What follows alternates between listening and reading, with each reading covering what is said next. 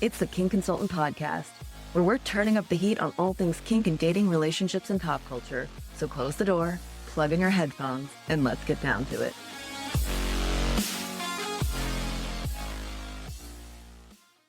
Before we begin today's episode, I want to pause and share something important. My guest for this conversation, Koby Falks, passed away after we recorded together. After talking with my team and with his, we felt that releasing the episode is what Koby would have wanted. He was too humble for his own good, but anyone who knew him or spoke to him could see the fullness with which he lived his life. This episode is a chance to hear Koby's voice, his story, and his spirit one more time. We share it with love and gratitude in memory of him. Hey everybody, and welcome to this week's episode of The Kink Consultant. I am joined by Koby Falks, and Koby is a content creator on OnlyFans on Instagram. Welcome, Koby. Thank you for having me. I'm not just an OnlyFans creator, I'm an adult performer, so I sort of am across multiple platforms. I have started doing live performances, which has been a lot of fun. So after just being in my bedroom, I'm now doing sex shows in front of people. So it has gone the full arc. What does that entail? What does a sex show in front of people? And this is in Australia, right? Correct. Yeah, it is. In Australia, I don't know if you know, but we have states similar in the US. Yeah. Some states are more liberal than others. I live in Melbourne. Here we can have sex on premise at licensed venues. In other states you can't. A lot of the gay parties here are very sex positive with that, and part of that is live sex shows, and I headline quite a few of them. So that is performing live sex with someone else on stage for an audience. So everyone stops, music goes down, we come out, do a 10-15 minute sex show, and everyone kind of gets to enjoy it. So all right. The entire podcast has just become about this right now, because I did not realize that. That is awesome. First question off the bat is, do you get performance anxiety? I mean, I still get nervous. It's hard. I mean, I'm actually naturally a bottom. For me, my brand has become more of a top, but I do have enhancements to help me perform, especially live on stage. So, and it is only 10-15 minutes, but it was something that when I first did it was, I'm sort of glad that I have doing it at the end of my career in OnlyFans, because I've gotten used to being able to have sex in front of the camera with my partner when we started, then cameramen, and then other people, and now I'm doing live shows. It's kind of been a little bit of a slow transition. If I was going straight into just doing live sex shows without that sort of background, I think it would be a lot more intimidating. Okay. Yeah. What came before OnlyFans? What was like the mini step before that? Nothing really. I was just very conservative, very vanilla, to be honest. I was, just a boy next door. You're a daddy next door. I am a daddy next door, yeah. So when you say top and bottom, a lot of my listeners think kink, bottom and top, but you're speaking gay, bottom and top. Is it common for bottoms to play the top role for sex work, content creation, things like that? Yeah, I mean, look, for me, I sort of defaulted to a bottom, I guess, because I wouldn't say that I have ED in terms of erectile dysfunction, but it was just that, for me, topping, it would only be like a couple of minutes or whatever, or I never really would sustain for hours kind of thing. And so it was a lot easier for me to default to a bottom. And obviously for guys, there's a lot of pleasure in bottoming through your prostate. So, and it doesn't necessarily mean you're gay either. It's a physiological thing, whether you enjoy it or not. Absolutely. And I don't want to skip over that point. It is not a gay thing. I can guarantee a lot of straight men enjoy having their prostate milked. There's a reason pegging is so popular. 100%. And I know plenty of other straight guys that do like ass play as well. So, yeah, absolutely. So I use Trimix, which is sort of very common in the gay scene now and amongst performers, which is basically an injectable for your penis that gives you an erection. So it's kind of the next level after Viagra. So it's pretty much a guaranteed erection for a couple of hours. And since I found that a few years ago, I have become a lot more versed because I've been able to sustain as a top, essentially. And it's become a lot more enjoyable because it takes away the psychological element of, I'm going soft, what's wrong with me kind of thing. Yeah. Or, I'm not quite turned on right now, I'm a bit tired, That's a lot different for a man because everyone can see. As a woman, I'm dry as the Sahara Desert, but no one except the person I'm with knows that. It could even be our little secret. But for men, it's a lot harder. especially Well, on show. I mean, as a bottom, there are times where I'm like, okay, it's been like 20 minutes kind of thing, and I'm just laying here. My back's kind of sore, but I mean, my back gets sore now topping too because I'm just at that age. My back gets sore pegging people. So I get it. Tops have a tough job with Oh that. yeah. Yeah, for me, it's like a special occasion thing and it's a cardio workout. So very impressive that you do it as part of a show. How did you get scouted for that? It really was just about my brand or my profile being recognizable. I'm not a stranger to the party scene here in Melbourne either. And a lot of the people who are, a lot of the party promoters or a lot of the go-go's who are in the party circuit here are OnlyFans creators as well. So we've sort of built up a network here that helps us to connect with basically to be able to shoot scenes. As an aside of that, the party promoters are also in that network because it gives them access to people who are willing to perform, whether that is sexualized or not, just as sort of a, normal go-go, or they'll offer more like what I'm doing, which is live sex shows. So and then it's kind of a payoff because then the OnlyFans creators, such as myself, are also getting out there in front of a live audience, and it sort of just helps a little bit with the brand. So it's been really beneficial. Yeah, I could totally see it being good marketing because like people actually get to see you and then I assume you take orders for customs. Yeah, I mean, I don't do a lot of custom videos. I definitely do sell custom underwear for some people.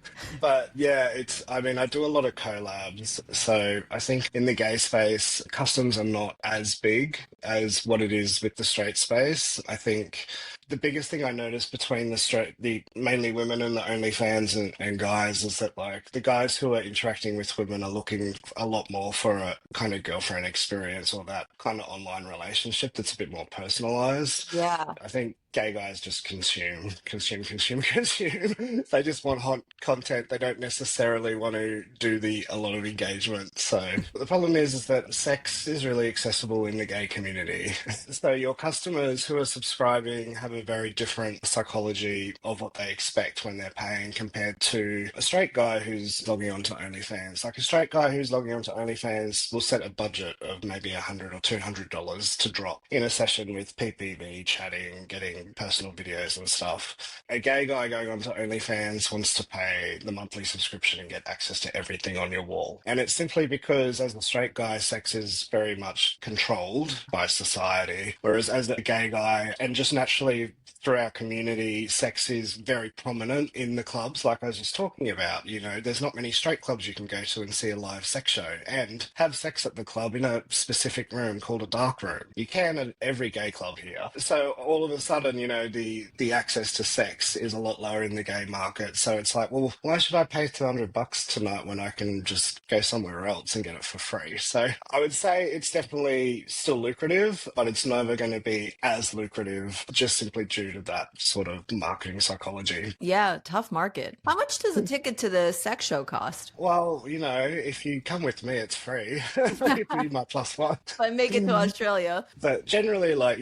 normal entry door price, $25, $30 or something. Are you so serious? It's not too bad. That's so affordable. I go to like kink parties here and it's about the same. It's probably like $20. I do see sex. It's not a show and it's not guaranteed that sex is going to happen, but and they're all just house parties because in Vegas where I live, BDSM is illegal. Like impact play and stuff like that. So you can't own a dungeon here. So we have to go to house parties as opposed to being able to. So you were talking about different states having different laws. We're the same here. I mean, it makes sense. Sort of the same. So how long have you been doing OnlyFans for? This would be my 5th year. That kind of makes you a veteran of OnlyFans then. Yeah, I don't feel like I am, but I kind of am now because when we started it, there were obviously quite a few people that were already established and it was just around the time of COVID and OnlyFans was kind of hitting the pop culture mainstream, but it hasn't quite taken off yet. We decided, my business partner, Sam Brownell, and I, who's my ex-partner now, we decided to just jump on early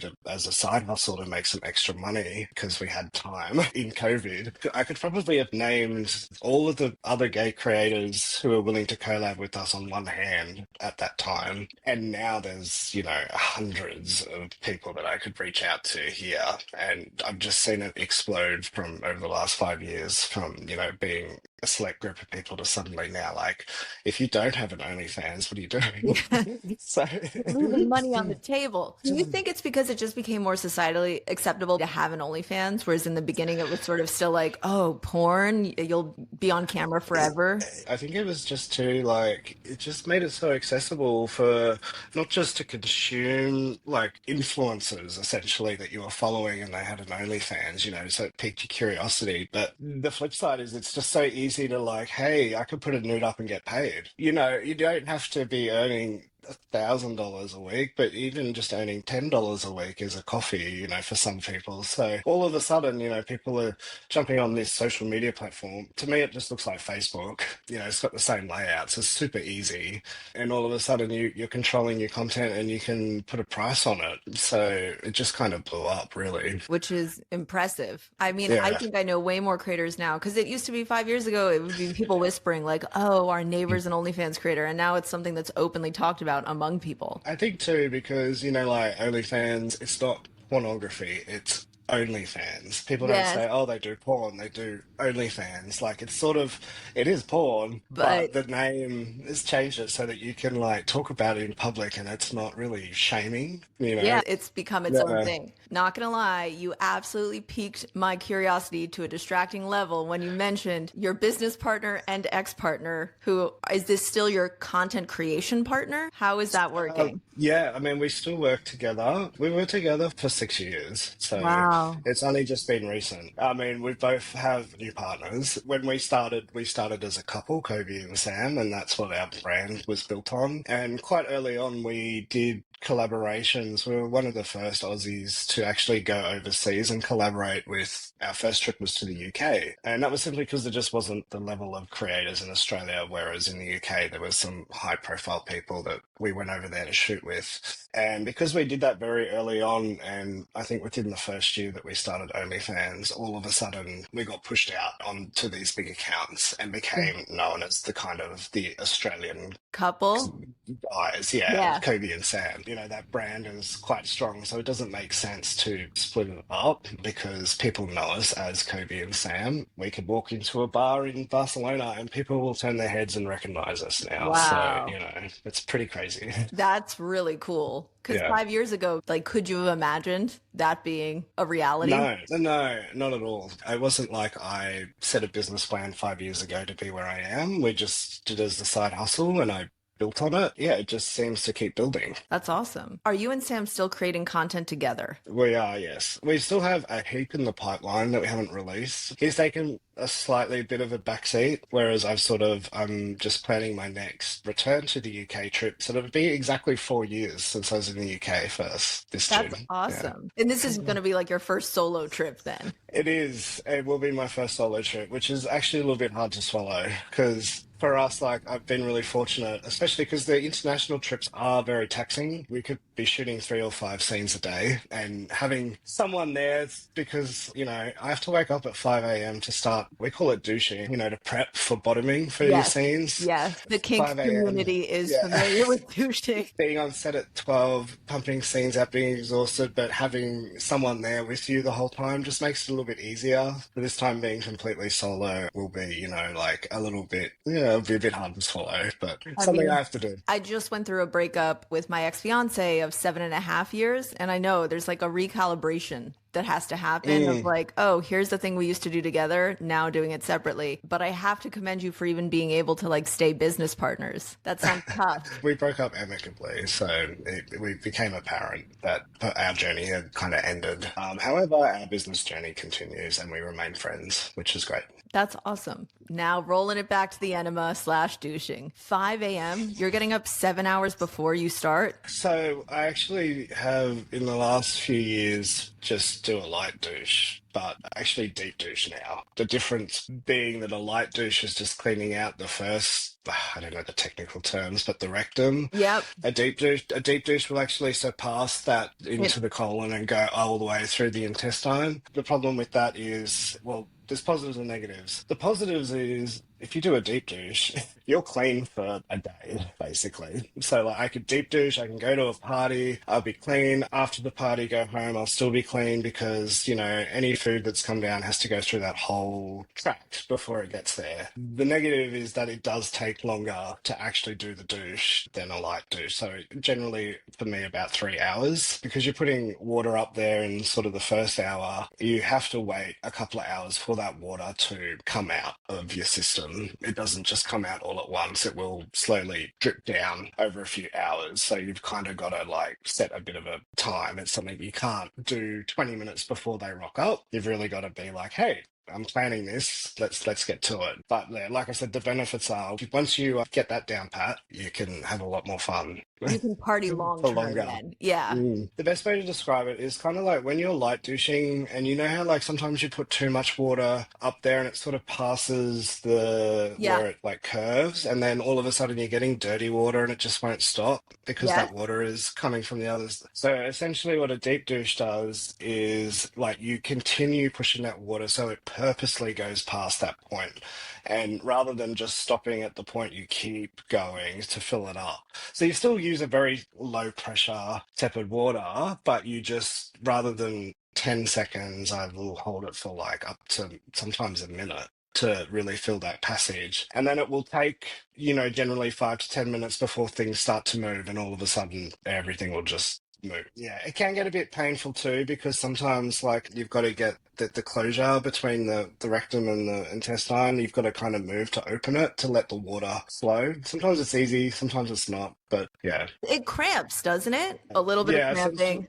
essentially, yeah, the water induces the cramping, which is actually your intestines moving everything through. Yeah. And it takes a full I, 7 hours though before I everything's wouldn't, fully out I, and you feel I wouldn't comfortable. say, I wouldn't say 7 hours, like 3 hours. But obviously, if we're on set with people, we will kind of like the best thing about deep douching actually is you can eat and stay clean.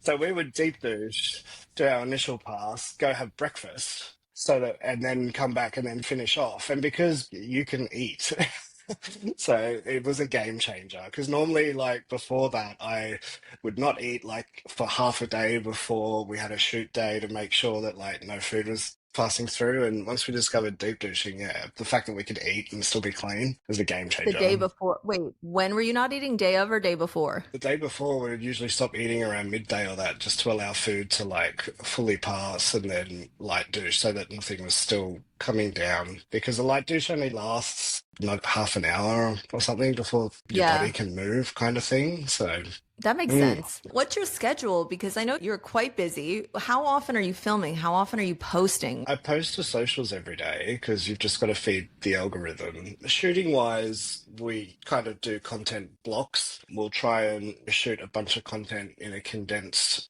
time span, particularly if we're overseas or like I'm headed overseas in June, I'll try and get the most bang for my buck. But that allows me to then release a scene, maybe once a week. And then I also do solo content too, which I also release once a week, which is a lot easier to film at home by myself. But for the collaborations, definitely we'll try and group them together and do that. Because when we first moved to Melbourne, we were filming with a lot of creators and it was almost 6 months of filming with one creator every weekend, and it just got too much because it took away life. Essentially, we were working Yeah. during the week, and then so I've learned to now try and group it together, maybe pump out 1 or 2 weeks of content, and make that content then stretch out. So that you can actually take a day off and not have to think about Correct. work every single Yeah. day of your life. Yeah, that Yeah. makes total sense. I mean, I only create Instagram content, like in addition to being a sex and relationship coach who takes clients. And I find that extremely taxing, just doing It the is, social yeah. media, not even create, right? What Yeah. content pops off for you the most on like non-OnlyFans socials like Instagram? So for me, I've actually found that the stuff that lands the best is actually just looking straight at the camera, POV, sort of answering fans' questions. Having that personal access, I think, is what people, initially went to social media for. And so the fact that they can kind of like, I use not gonna lie, NGL for my Yep. followers to ask me questions, and I'll just pick one and kind of do a video. And for some reason, they always pop off. I don't know why. Maybe because, everyone has the same burning questions and they want to know. But yeah, I think too, just because it, gives a little bit of insight into your personality as well, as opposed to just seeing you get fucked on camera. You can't really give too much away when you're just kind of bottoming or topping. I know people want that behind the scenes thing. They want your opinion. You already have a following in your own right, and then they get this extra piece. So I can totally see that. But also curiosity, man. It gets everyone. Even like I get followers who aren't kinky, but they want to know what it's like. So like they'll check out the videos too. Very cool. So do you do anything special for these big trips as into prep, or are you kind of always in prep mode of like, I gotta be at the gym, I gotta be taking care of myself because this is what I do? I mean, I do obviously try and ramp up my gym and stuff to look good because I know that in that week of content, I'm going to get X amount of videos, so I want to look my best. But in terms of like the trip itself, not really. It is quite far for me to travel. So it's kind of half vacation, half filming content. And then, yeah, I guess just trying to line up other people is the hardest part because people's schedules don't always align, obviously, when I'm traveling. So there could be people who I've been wanting to work with for years that I've been chatting to, and then I just miss them because they have some other engagement on that date, and it can be really frustrating. That I imagine is annoying. Or like worse, they're possibly like out of town that one weekend that you've Yeah. like organized to work. Well, for them And as well, they're in London or they're in LA, they get people coming through all the time. No one really comes through Melbourne. that's because it is far for everybody, right? It's very Like far. Australia is, it's one of those places I've always wanted to go, but somehow have never made it. And I'm like, now I work for myself. Now's the time to make it there. And it's still so far, it feels impossible to actually get to. So I'm impressed you've made it. You go yearly or have you gone like Oh, once every year?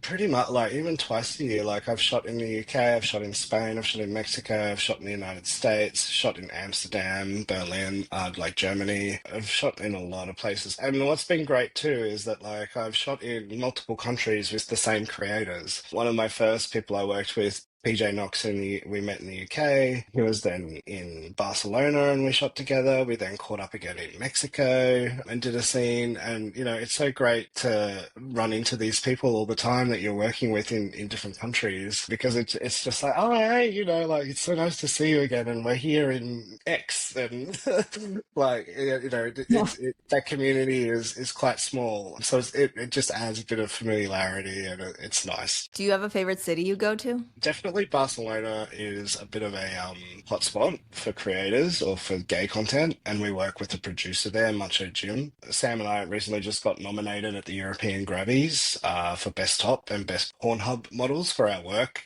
that we've done with him. So that Wow. was really great. Somewhere where I really want to go is Sao Paulo in Brazil. So that has starting to become a bit of a creator hotspot now. And I've never been to South America, so I would love to head over there. So that's like next on your hit list for a new destination. Maybe next year, yeah. And congratulations on the nomination. That's huge. Yeah, it was really unexpected as well. So we had no idea. And to be nominated with like all of those big creators and, we still feel like we're in the small fish in a big pond kind of thing. Being so far away from everyone, we don't have the constant access. So it was really nice and really to get that recognition. That's awesome. When you came to the States, where did you go?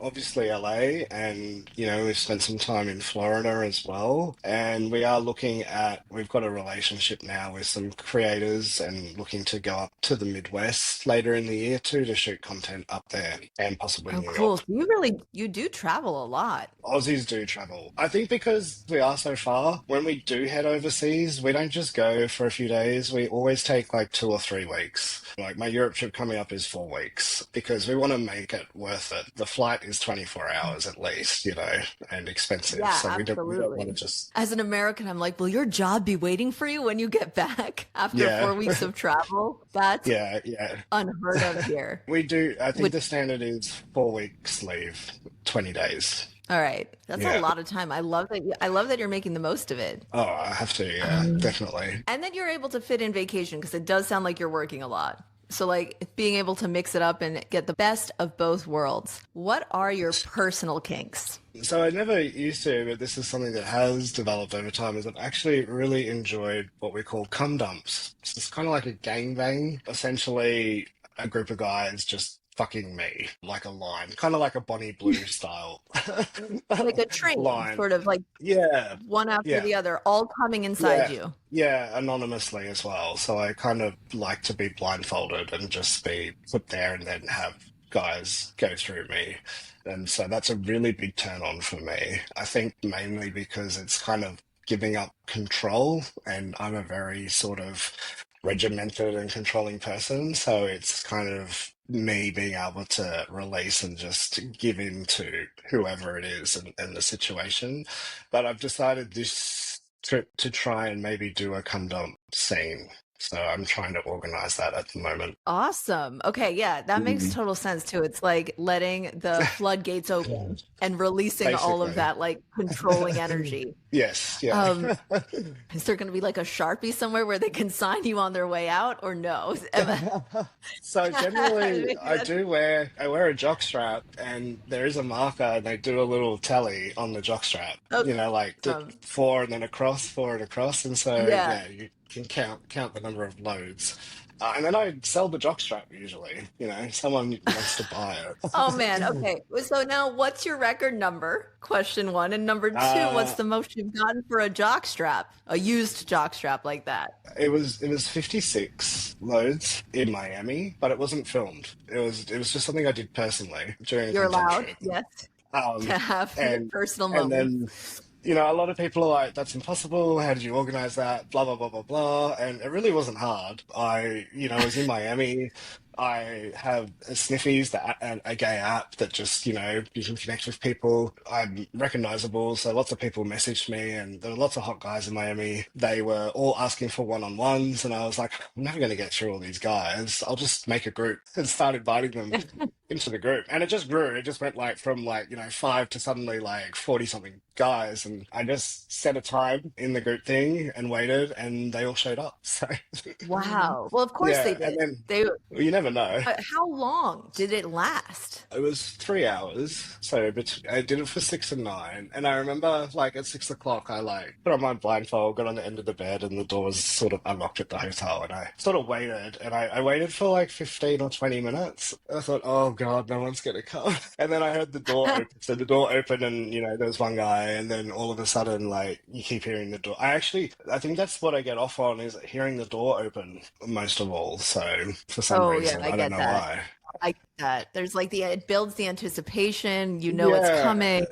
And you don't, but That's you can't hot. see, and they're about to touch you, but you don't know when, and then you feel something brushing on you, and yeah. I do remember at the halfway point, like I sort of felt like I was getting shared by like two or three guys. I had to like just take a break to recompose myself a little bit and just get some fluids, because after an hour and a half just sweating or whatever. So okay, I'm just gonna, I'll be back in a second. So I stood up, I took the blindfold off, expecting just to see, two or three. But there was like a line of about 10 or 12 guys down the hallway, all naked with hard-ons, waiting for their turn and all smiling at me. And so I had to walk past this line, went and just tied it up, came back, and I was like, oh, here we go. All right. What a So life that was fun. moment. That's so amazing. A line of people who have shown up Yeah, to fuck you. yeah. Very hot. But like, what an efficient crew, by the way, to get through that many people in 3 hours. I'm impressed. Like, Yeah, well, what's that I was average saying, time? I'm not sure. I'm like pulling out a calculator. I'm like 180 minutes divided by 56 people, 3 minutes, just over three Yeah. minutes each. That's not bad. That's pretty generous. I think with Bonnie Blue, they only got like one thing, and it was like next kind of thing, like Yeah. because she was going for a You record or kept the something. line So moving. Were you yeah, alone or did you have a facilitator there? Like someone no, to look out and make sure it was no, okay? I was alone. Yeah, I think I haven't had any issues issues like that. I think, generally gay guys are pretty respectful, and a lot of them too are usually discreet or married as well. So they're not really looking to cause trouble. And I'm obviously not a small guy either. So, should something arise, it's not exactly going to be easy to overpower me. And generally, I think with other people there as well, probably the hardest thing would be people filming, maybe. For those private ones, I always ask no filming because, I want to respect the privacy of whoever's showing up. Everyone in the room. Not so much myself, I'm not worried about, but obviously people are coming expecting privacy. But obviously for this one in London, that's going to be filmed, so making sure that everyone is verified on platform before they arrive will be something, that I'll do pre the event. So just because people need to be verified, it's going to be fewer people for that reason alone, right? Potentially, yeah, but we'll see. Early days. It's funny. It's like, yeah, you're right. I don't know. Maybe there's 100 people who are ready to show up and verify. I don't know. Who knows? Do you find that there are a lot of married men who do this just for the release of it? Of they wouldn't identify as gay at all, but they want to enjoy the sex side of it. Oh, definitely. I mean, I think too, sexuality is very fluid. I don't really believe anyone is fully straight or fully gay. I don't see myself as fully gay. I always think that there is always the potential that I may meet someone that I, would go to for a sexual encounter. Especially as I've gone through, OnlyFans and stuff and become more, I guess, open to kinks and more assured about my sexual identity, that exploration. But definitely, in my personal time, I hook up with a lot of straight men who just come over for a blowjob or want to fuck me, or, I'm an escort as well. So they do book me. And it's simply because, I guess one of the main things is they feel like they're not cheating because I'm not a woman. For them, it's very transactional. There's no confusion there about a potential relationship crossover because I'm a man and they're not gay specifically. They're never going to get romantically involved. So it's a lot easier to draw that line that it is just sex. I think men too, the biggest difference is that men are very impulsive when it comes to sex. We get horny and we act on it straight away. And women hold the power in sex because I think women are a lot more attuned to sex. So they're a lot more aware of their needs, and so they're able to control their sexual urges a lot more, which means because they can control it, they can, and men are kind of uncontrollable. We just act in the moment. That's the paradigm. So I actually think women are much more, I think women are much more in tune. I think women are much more in tune with their sexuality than men. By that I mean is that because women are so in tune with their sexuality, they can control it and they can know that it can be used to control men, essentially, who can't control it. We get the urge and we just get horny and we're like, we want to fuck something now, and we don't think until after we do it, so. I think that's true to an extent, but men can control themselves, otherwise they'd be out raping. Oh, of course, but, generally, but even still, it'll be like, oh my God, I have to go jerk off in the cubicle or something right now. Because, yeah, it's like they need the release. I need to get that post-nut clarity, otherwise I'm just not going to get any work done today. Whereas I feel like women are a bit more sexually able to control themselves. So. I would say compartmentalize. So that is an area where women are strong in compartmentalizing of I would like to do that. Let me put that on the back burner and I'll make a mental note 100%. To do that later. Where it's not I need to do it now. In saying that, I have had moments where I have had to need to do it right now. There are always exceptions, but as a generality.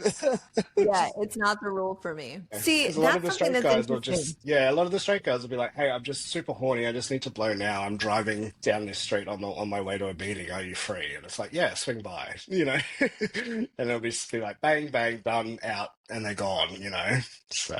Which is kind of crazy to me because as an adult, trying to organize anything at all is difficult. So being able to organize this on the fly with all of these apps and I guess ways to stay connected, it does make it easier, but it's still crazy to me that it's that accessible. I wish kink was that accessible. Genuinely, I wish I could say to someone I wish there was an app where I could just swing by for a spanking because that's my thing, my kinky thing. I would avail of that. If it was an option, Yeah. yes, absolutely. Well, there could be a gap in the market. Who knows?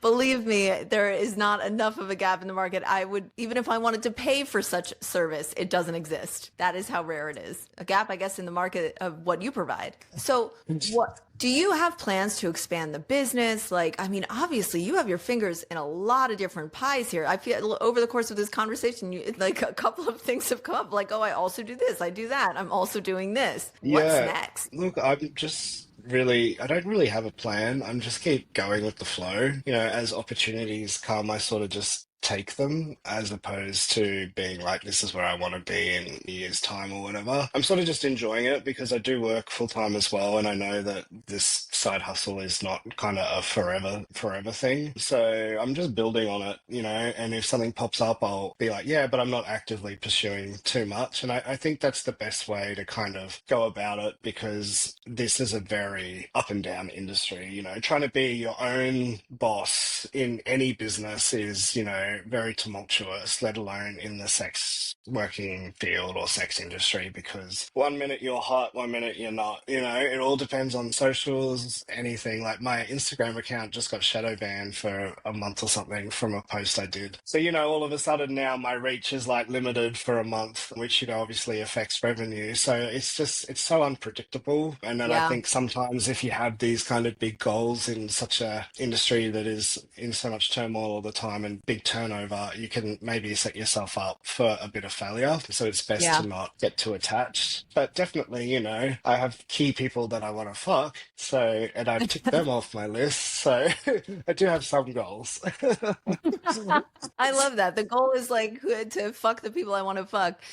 You mentioned that like the age range isn't going to be for like, isn't, I guess you just mentioned that the side hustle isn't going to be forever. What's the age range of content creators you see still working? Like you mentioned I earlier mean, that you're, it's so broad. And, I've worked with fresh content creators like Melbourne Twink, who was 20. And then I've worked with, like DILF gay daddies like Mr. Dickie James, who are in their like mid 50s kind of thing. I myself now am moving into my 40s and, I'm a daddy, I guess. I mean, I was nominated Best Daddy for Pornhub Awards, so I guess I can claim that I'm a daddy. yes, you can. But, You can own that daddy title. I think that's one of the things that OnlyFans has done as well is that it's allowed people to step outside the stereotypes of the studio system. And, people are interested in all sorts of ages and ranges. I mean, I'm so surprised about the amount of young guys now that are interested in me because I'm a daddy, who Yeah. wouldn't have looked at me in my mid-20s. And so the age range is so broad. It's really broad. That's a really There's a cool thing, market. though. It's not like it's not constrained to one specific age and everyone is that age. And that's like, I guess, mass amount of people. Okay. If you understand what Yeah. I'm saying. Okay. Your new partner, do you film with them? No, we don't. And I've specifically asked not to. Oh, that's We've made cool. like some, yeah. Well, I think part of why Sam and I sort of, we've shot over 500 scenes together as in professionally, and so obviously that does have a bit of an impact on your personal life because then Yeah. the sexual intimacy sort of started to taper off, and it did start to feel like work because we would fall into the routine of doing of what we would do in a scene, and we work really well in a scene, but we're doing it from a perspective of the camera. So when we were alone, like it didn't have, it sort of just started to help. That divide became a little bit more apparent. So yeah, my current partner, we don't work together. So in fact, he'll be traveling with me in Europe, but won't be there during the content part. We'll be somewhere else, and then I will catch up with him afterwards. So something to look forward to then. So Yeah, and I think too, because he obviously doesn't want to like just be sitting on the sidelines kind of thing. Although it would be really nice to have him there for me, like for aftercare or whatever. I understand as well that, it's not the easiest thing to watch your partner like work with all these people or film like a cum dump scene. So, yeah, yeah. um, So he's open. It's just hard to be there to watch it and sit there just twiddling your thumbs, not getting exactly. involved. Yeah, Yeah, that makes yeah. sense. Well, Koby, thank you so much for joining me today. This was My a pleasure. really fun conversation. It was great to get your perspective, and just the stories you brought were amazing. Oh, thank you so much. So it's always a pleasure. If you enjoyed this episode, don't forget to subscribe, leave a review, and share it with anyone who might find it interesting. And if you have any questions or topics you'd like me to cover in future episodes, feel free to reach out. Email info@thekinkconsultant.com. Until next time, keep on kinking on.